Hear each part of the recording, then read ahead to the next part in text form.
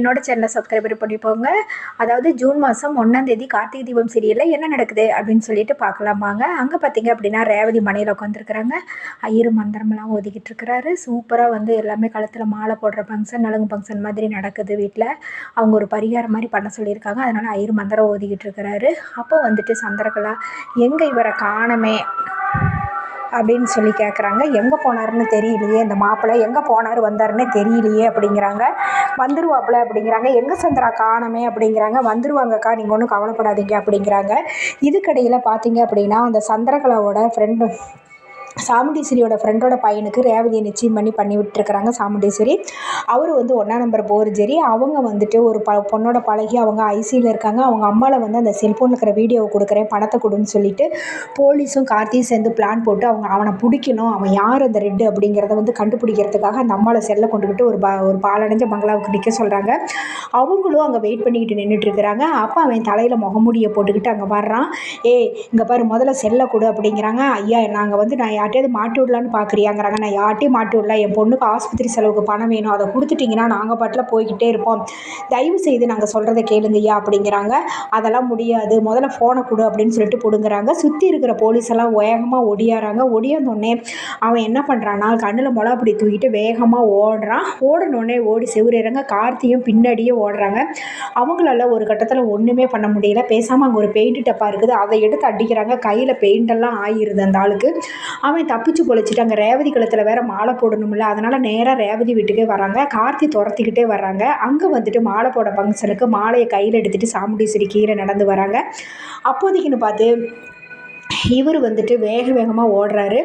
ஓடினோடனே மாடியில் போயிட்டு அப்படியே மேலே ஏறுறாரு. சாமுண்டீஸ்வரி கையில் இருக்கிற மாலை தட்டி விட்டு அப்படியே போய் ரேவதி கழுத்தில் விழுந்துருது. அதுக்கு முன்னாடியே பார்த்தீங்கன்னா ரேவதி கிட்ட வந்து தன்னோட அக்கா ரோஹிணி பேசுகிறாங்க. என்னடி நீ என்ன இவங்க எம்டி சார் வருவார்ன்ட்டு எதிர்பார்த்துட்ருக்கிறியாங்கிறாங்க. என்னக்கா இப்படியே பேசிகிட்டு இருக்கிறீங்க, நீங்கள் தப்பாக பேசுகிறீங்க அப்படிங்கிறாங்க. சிச்சா, நான் தப்பாலாம் பேசலை, உன் மனசில் அவர் மேலே லவ் இருக்குது, அதை உண்மையை சொல்லிவிட்டு அவரவே நீ கல்யாணம் பண்ணிக்கிற ரேவதி, உன் வாழ்க்கை நல்லா இருக்கும், எதுக்கு அம்மா பார்த்த மாப்பிள்ளையெல்லாம் இது பண்ணிகிட்ருக்கிற அப்படி இப்படின்ட்டு. அவன் நல்லவ மாதிரியே தெரியல, அன்றைக்கி வந்து நீ புடவை மாற்றிட்டு இருக்கிறப்ப வந்து எட்டி பார்த்தன தானே எம்டி சார் அடித்தார், இதெல்லாம் தெரிஞ்சிருந்து நீ அவனை கல்யாணம் பண்ணிக்க போறியாங்கிறாங்க. அப்படிலாம் ஒன்றும் இல்லை, நான் எதுவுமே நினைக்கல, அம்மா என்ன சொல்கிறாங்களோ அது பிரகாரம் தானே நான் கேட்க போகிறேன் அப்படிங்கிறாங்க. உடனே வேகமாக ஓடுன உடனே ரேவதி கழுத்தில் மாலை விழுந்தோடனே ரேவதிக்கு ஒரு நிமிஷம் ரொம்ப சந்தோஷமாகிடுது. உடனே அங்கே இருக்கிற எல்லாருமே சந்தோஷப்படுறாங்க. பெரிய மாப்பிள்ளை கை தட்டிக்கிட்டு, அப்பா சூப்பர் போ, நல்ல சீன், எப்படியே கழுத்தில் மாலை விழுந்துருச்சு, ரேவதி வந்து யாராலையும் ஒன்றும் இவனாலையெல்லாம் ஒன்றுமே பண்ண முடியாது அப்படிங்கிறாங்க. உடனே சாமுண்டீஸ் இருந்துக்கிட்டு, இவர் எதுக்கு உங்கள் எம்டி சார் இப்படி வேகமாக நம்ம போயிட்டு மாடியில் ஏறி ஓடிக்கிட்டு இருக்கிறாருங்கிறாங்க. தெரியல, சார் வந்தால் கேட்போம், எதுக்காக இப்படி ஓடுறாருன்னு தெரியலையே அப்படிங்கிறாங்க. சாமுண்டீஸ் இப்படின்னு திரும்பி பார்க்குறாங்க. ரேவதி கழுத்தில் மாலை இருக்கிறது.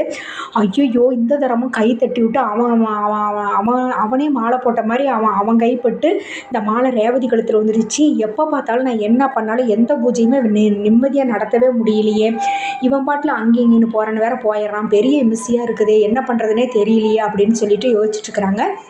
அப்போ பார்த்தீங்கன்னா 10 நிமிஷத்தில் இந்த திருடனாக போனவங்க ஓடி போயிட்டு ட்ரெஸ் எல்லாம் மாற்றிக்கிட்டு அங்கேருந்து கீழே வர்றாங்க. அப்போ வந்து சாமுண்டீஸ்வரி கேட்குறாங்க, என்ன மாப்பிள்ளை நீங்கள் வெளியில் போயிட்டு மாடியிலேருந்து கீழே இறங்கி வரீங்க, என்ன விஷயம் அப்படின்னு சொல்லி கேட்குறாங்க. அதுக்கு முன்னாடியே கார்த்தி வருவார்.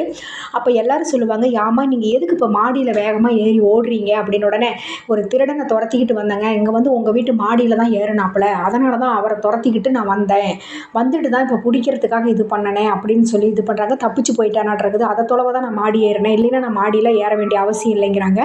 அப்பன்னு பார்த்து சாமுண்டீஸ்வரோட ஃப்ரெண்டோட பையன் கீழே இறங்கி வந்த உடனே, என்ன திருடன்னு சொன்னோன்னே இவர் கீழே இறங்கி வராரு, நீங்கள் எப்படி மாப்பிள்ளை உள்ளே வந்து வர்றீங்க?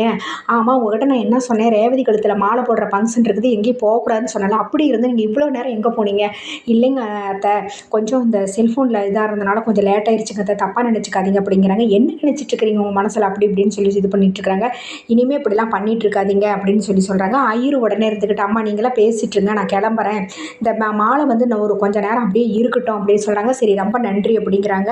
உடனே கார்த்தி இருந்துக்கிட்டு, நான் கிளம்புறேன், நான் திருடனை தான் பிடிக்க வந்தேன்ட்டு அவங்களும் போயிடுறாங்க. அப்போ இருந்துக்கிட்டு ரேவதி ஒரு மாதிரி அப்செட்டாக அப்படியே உள்ளே போகிறாங்க. உடனே அவங்க அப்பா ரோஹிணிட்டு சொல்கிறாங்க, என்ன சும்மா ரேவதிக்கு ஒரு மாதிரி இருக்கிறேன், இல்லைப்பா அந்த கழுத்தில் மாலை விழுந்தோன்னே அவளுக்கு ஒரே குழப்பம் டென்ஷனில் இருக்கா, நான் போய் சமாதானப்படுத்துறேங்கிறாங்க. ரேவதி உடனே உள்ளே போய் உட்காந்துக்கிட்டு ஒவ்வொரு விஷயமா நினச்சி பார்த்துட்டு அப்படியே சந்தோஷமாக அந்த மாலை விழுந்ததை, எப்படி வந்து மாலை நம்ம கழுத்தில் விழுந்துச்சு அப்படின்னு சொல்லி அழகாக ஃபீல் பண்ணிகிட்டு இருக்காங்க. அதோட எபிசோடு முடியுதுங்க. அடுத்த எபிசோடு நாளைக்கு என்ன நடக்க போகுதுன்னு வெயிட் பண்ணி பார்ப்போம். நன்றி, வணக்கம்.